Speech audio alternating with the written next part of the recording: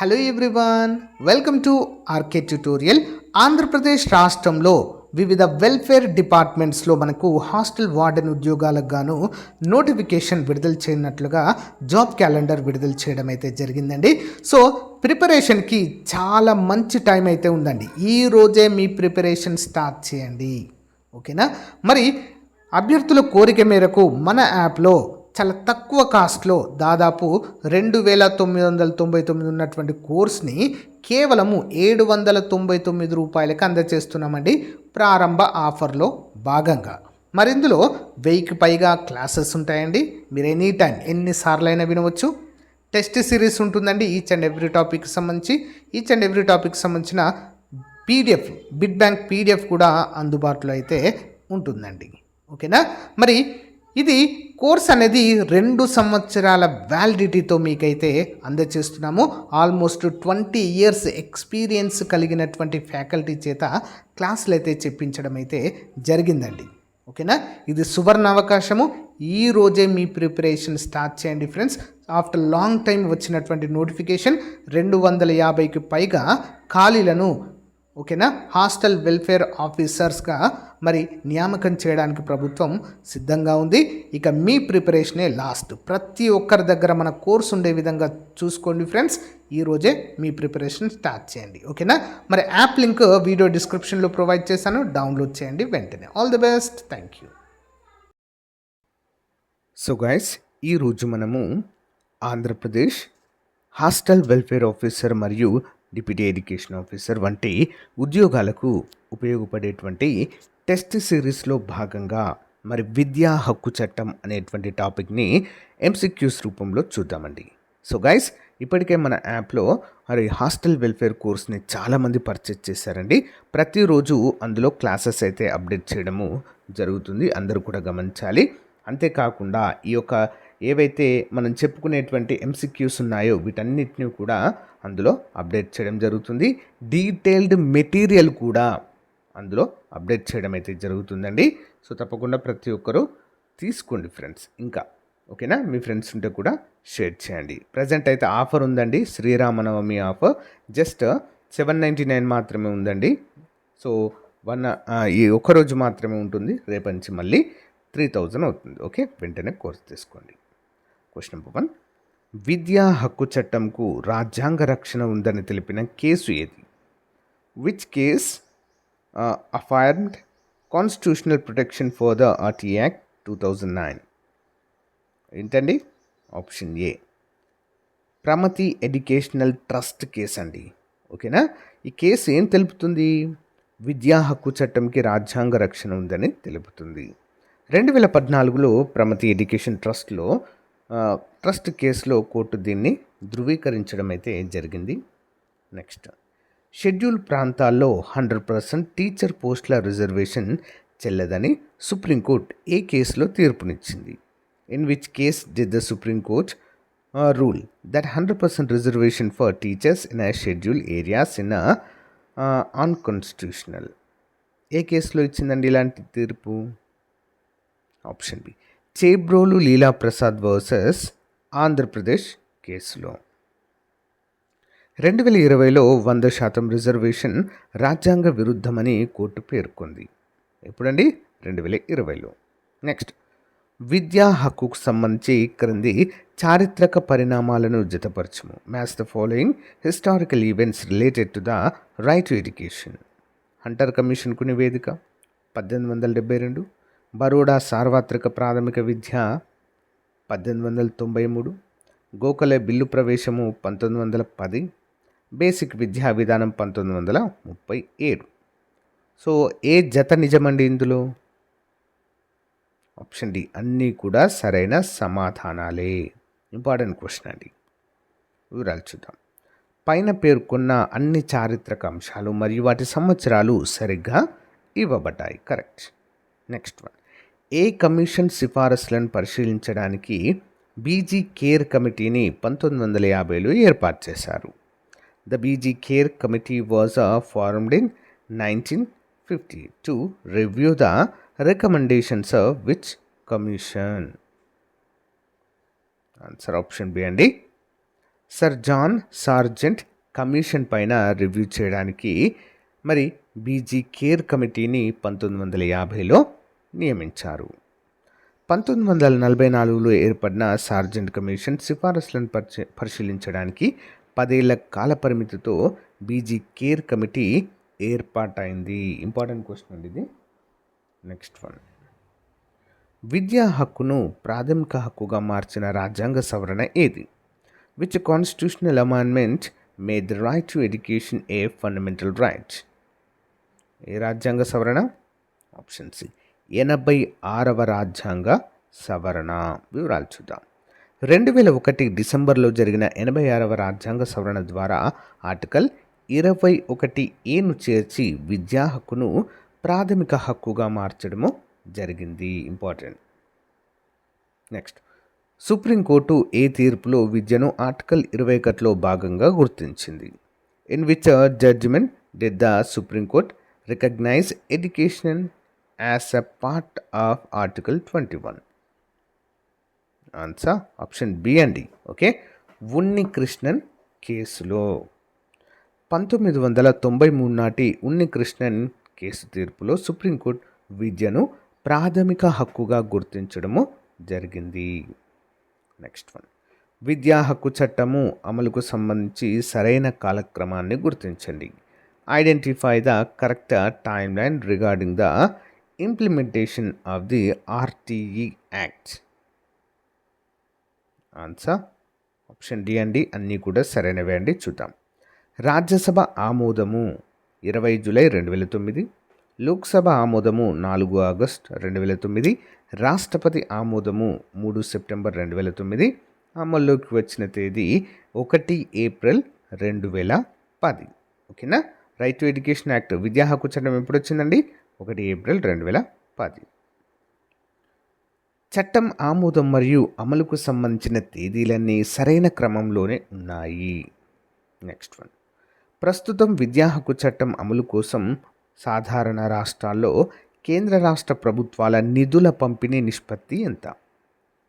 What is the current fund sharing ratio between the centre and state for RTE in general states? Answer option B అండి. 65:35. సాధారణ రాష్ట్రాలకు 65:35 నిష్పత్తిలో, ఈశాన్య రాష్ట్రాలకు మాత్రము 90:10 నిష్పత్తిలో నిధుల పంపిణీ జరుగుతుంది ఈ యొక్క విద్యా హక్కు చట్టాన్ని అమలు చేయడానికి. నెక్స్ట్ వన్, విద్యా హక్కు చట్టాన్ని అమలు చేసిన ప్రపంచంలోని మొదటి దేశం ఏది? Which was the first country in the world to implement the right to education act? Answer Canada. Okay, Canada. విద్యా హక్కు చట్టాన్ని అమలు చేసిన తొలి దేశం కెనడా కాగా, అమలులో అగ్రస్థానంలో ఉన్నది మాత్రం చీలీ. ఓకే, రెండు కూడా దక్షిణ అమెరికా దేశాలే. నెక్స్ట్ చూద్దాం. విద్యా హక్కు చట్టాన్ని రూపొందించిన దేశాల జాబితాలో భారతదేశం ఎన్నవ స్థానంలో ఉంది? What is India's rank among the countries that have formulated to right to education act? Option D 136వ స్థానంలో ఉంది భారతదేశము. ఈ చట్టాన్ని రూపొందించిన దేశాల్లో భారతదేశం 136వ స్థానంలో ఉంది. నెక్స్ట్ వన్, ఆర్టీఈ చట్టము 2009లోని సెక్షన్ 1 సబ్సెక్షన్ 2 దేనిని తెలుపుతుంది? What does the section 1 subsection 2 of the RTE act 2009 specify? Option B అండి. చట్టం వర్తించే భౌగోళిక పరిధి గురించి తెలుపుతుందండి. చట్టం వర్తించే భౌగోళిక పరిధి. సెక్షన్ 1 సబ్సెక్షన్ 2 ప్రకారం ఈ చట్టము అప్పట్లో జమ్మూ అండ్ కాశ్మీర్ మినహా దేశమంతటా వర్తిస్తుంది అంటూ తెలిపింది. ఓకే, అప్పుడంటే ఈ చట్టం చేసినప్పుడు జమ్మూ కాశ్మీర్ ఒక ప్రత్యేక హోదా కలిగిన రాష్ట్రంగా ఉండేది. ఓకేనా? కాబట్టి ప్రజెంట్ ఉందా అండి? లేదు. కాబట్టి జమ్మూ కాశ్మీర్ కూడా ప్రజెంట్ ఒక కేంద్రపాలిత ప్రాంతం కాబట్టి సో విద్యా హక్కు చట్టం ఇక్కడ కూడా వర్తిస్తుంది ప్రజెంట్.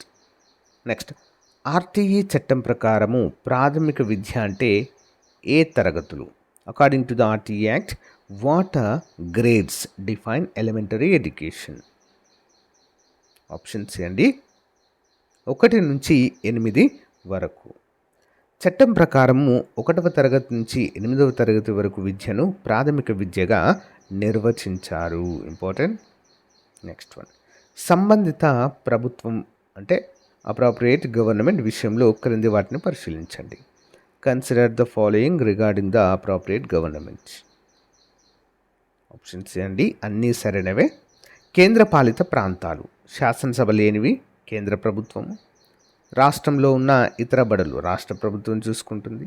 శాసనసభ ఉన్న కేంద్ర పాలిత ప్రాంతము ఆ ప్రాంత ప్రభుత్వము చూసుకుంటుంది. ఓకేనా, చూద్దాం. అధికార పరిధిని బట్టి ప్రభుత్వం యొక్క నిర్వచనం పైన పేర్కొన్న విధంగానే ఉంటుంది. ఓకే, నెక్స్ట్, చట్టం ప్రకారము బాలలు అంటే ఏ వయస్సు వారు? As per the act, child refers to individuals are what age group? Options అండి, 6 నుంచి 14 ఏళ్ళ పిల్లలండి. బాలలు అంటే ఏంటండి? 6 నుంచి 14 ఏళ్ళ పిల్లలు. 6 నుండి 14 సంవత్సరాల లోపు వయసు గల బాలబాలికలను ఈ చట్టం క్రింద బాలలుగా పరిగణిస్తారు. ఇంపార్టెంట్. నెక్స్ట్ వన్, స్థానిక ప్రభుత్వం నిర్వచనంలోకి రానిది ఏది? స్థానిక ప్రభుత్వం నిర్వచనంలోనికి రానిది.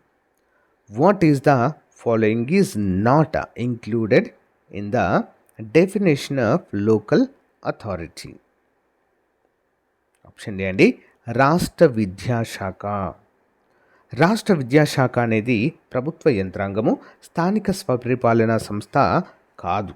ఇదొక ప్రభుత్వ యంత్రాంగం కానీ స్థానిక స్వపరిపాలనా సంస్థ కాదు. నెక్స్ట్, ప్రతికూల పరిస్థితులలో బృందాలకు చెందిన బాలలు ఎవరిని చూస్తారు? Who is referred to as a child belonging to disadvantaged group? ఎవరు చూస్తారండి? ఆప్షన్ సి, సామాజిక భౌగోళిక లింగ వివక్ష ఎదుర్కొంటున్న బృందాలు చూస్తాయి. ఇంపార్టెంట్. ఎస్సీ ఎస్టీ వెనుకబడిన వర్గాలు మరియు ఇతర సామాజిక వివక్ష ఎదుర్కొనే బృందాల పిల్లలు దీని క్రిందికి వస్తారు. నెక్స్ట్ వన్, బలహీన వర్గాలకు చెందిన బాలలు అంటే ఎవరు? Who is a child belongings to a weaker section?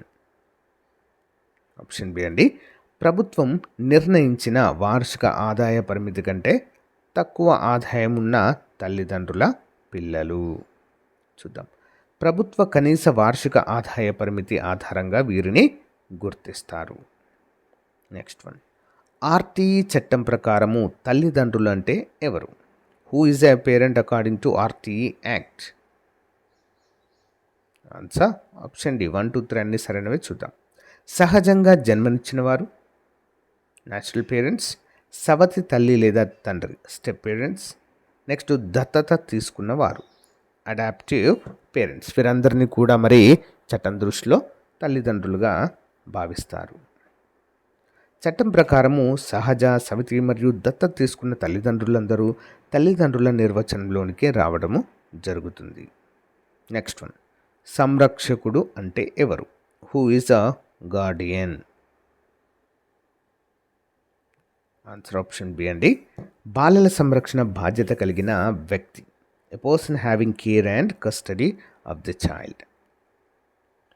బాలుడు లేదా బాలిక సంరక్షణ, కస్టడీ బాధ్యతలు కలిగిన సహజ లేదా చట్టబద్ధమైన వ్యక్తిగా మనము చెప్పుకోవచ్చు. నెక్స్ట్, ఆర్టీఈ చట్టం ప్రకారము బడి ఎన్ని రకాలుగా వర్గీకరించబడింది? How many categories of schools are defined under the RTE act? ఏంటండి? 4 రకాలండి. ఓకే, చూద్దాం. 1 ప్రభుత్వ, 2 ఎయిడ్, 3 ప్రత్యేక వర్గీకరణ, 4 అన్ఎయిడెడ్ బడులుగా వర్గీకరించారు. మొత్తం 4 టైప్స్ అండి, 4 రకాల బడులు. నెక్స్ట్, క్యాపిటేషన్ రుసుము అనగా ఏమి? క్యాపిటేషన్ రుసుము. What is capitation fee? Option B, అధికారిక ఫీజు కాకుండా అదనంగా వసూలు చేసే విరాళము లేదా చందా. ఓకే, వివరాలు చూద్దాం. బడి అధికారిక ఫీజు కాకుండా అదనంగా ఎలాంటి చందా లేదా విరాళము వసూలు చేసినది క్యాపిటేషన్ రుసుం క్రిందకి వస్తుంది. నెక్స్ట్ వన్, స్క్రీనింగ్ ప్రొసీజర్కు సంబంధించి సరైనది ఏది? Which is correct regarding screening procedure?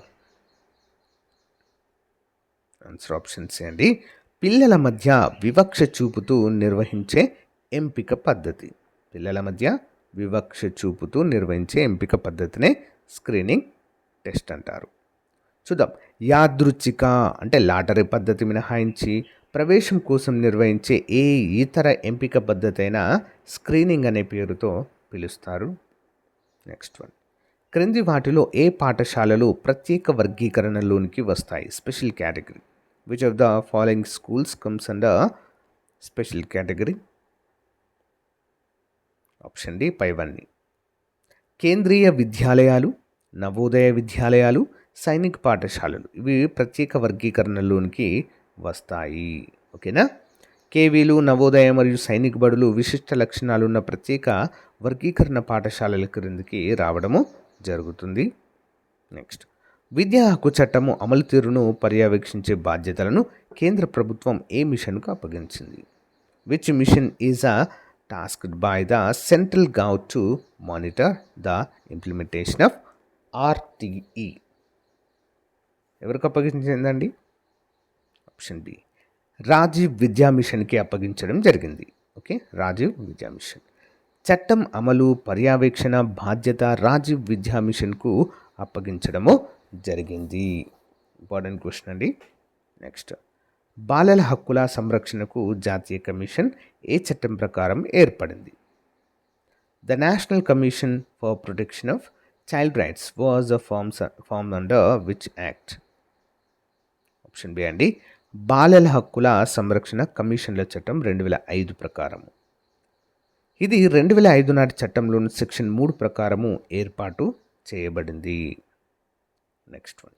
రాజ్యాంగంలోని 45వ ఆర్టికల్ దేని గురించి తెలుపుతుంది? రాజ్యాంగంలోని 45వ ఆర్టికల్.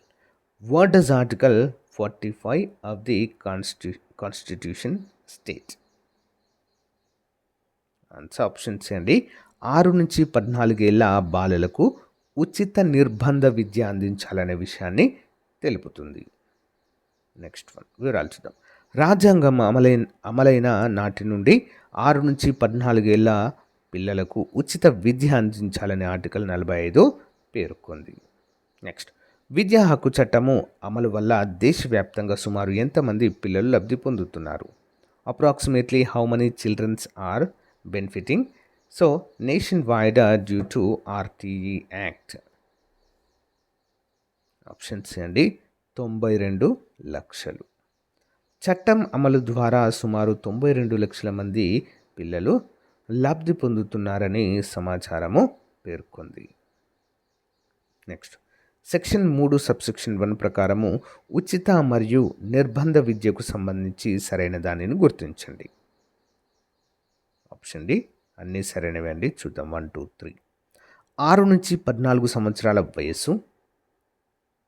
నెక్స్ట్. ప్రాథమిక విద్య పూర్తయ్యే వరకు పరిసర ప్రాంతాలలోని పాఠశాల. ఓకేనా? సెక్షన్ 3 సబ్సెక్షన్ 1 ప్రకారం ఉచిత నిర్బంధ విద్యకు సంబంధించినవండి 6 నుంచి 14 ఏళ్ళ వయసు గల పిల్లలందరినీ చేర్పించాలి. ప్రాథమిక విద్య పూర్తయ్యే వరకు ఇందులోనే ఉండాలి. పరిసర ప్రాంతాలలోనే ఈ పాఠశాలలు అనేవి ఉండాలి. నెక్స్ట్. సెక్షన్ 3 సబ్సెక్షన్ 1 ప్రకారము 6 నుంచి 14 ఏళ్ల పిల్లలందరికీ తమ నివాస ప్రాంతంలోని బడిలో ప్రాథమిక విద్య పూర్తయ్యే వరకు ఉచిత విద్య పొందే హక్కు ఉంది. Next one.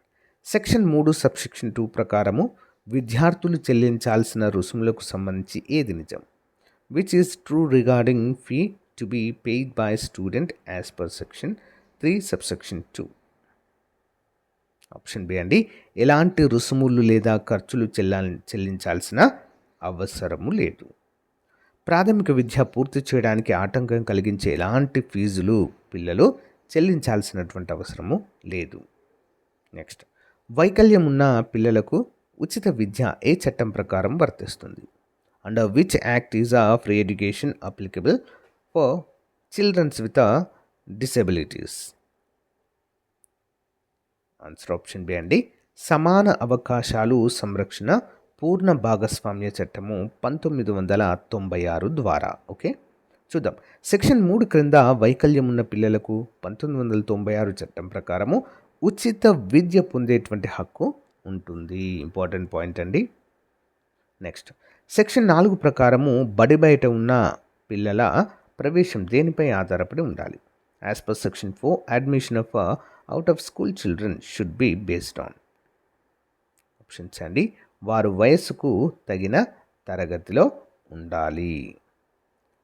6 ఏళ్ళు దాటిన బడిలో చేరని పిల్లలను వారి వయస్సుకు తగిన తరగతిలో చేర్చుకోవాలి.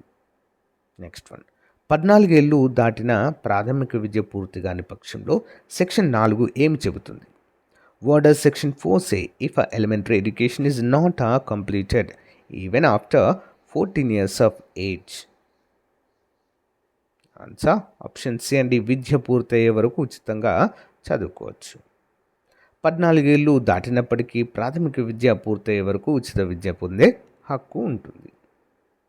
నెక్స్ట్ వన్ సెక్షన్ 5 సబ్సెక్షన్ 3 ప్రకారము టీసీ జారీలో జాప్యం జరిగితే ఎవరిపై చర్యలు తీసుకుంటారు? As per section 5 subsection 3 who will face a disciplinary action for delay in issuing TC? Answer option C అండి. ప్రధానోపాధ్యాయుడు లేదా ఇన్ఛార్జ్ పైన చర్యలు తీసుకుంటారు. బదిలీ ధృవపత్రము ఇవ్వడంలో జాప్యం చేస్తే హెడ్ మాస్టర్పై క్రమశిక్షణ చర్యలు తీసుకుంటారు. సో గైస్, ఇది రోజుకు సంబంధించినటువంటి ముఖ్యమైన ఎంసీక్యూస్ క్లాస్ అండి, లేదా టెస్ట్ సిరీస్గా మనం అయితే చెప్పుకోవచ్చు. చాప్టర్ వైజ్గా ప్రతిరోజు మనం చెప్పుకుంటున్నాం, రెగ్యులర్గా ఫాలో అవ్వండి. ఇప్పుడు మనం చెప్పుకునేటువంటి బిట్స్ అన్నీ కూడా మన కోర్సులో యాడ్ చేయడం జరుగుతుంది.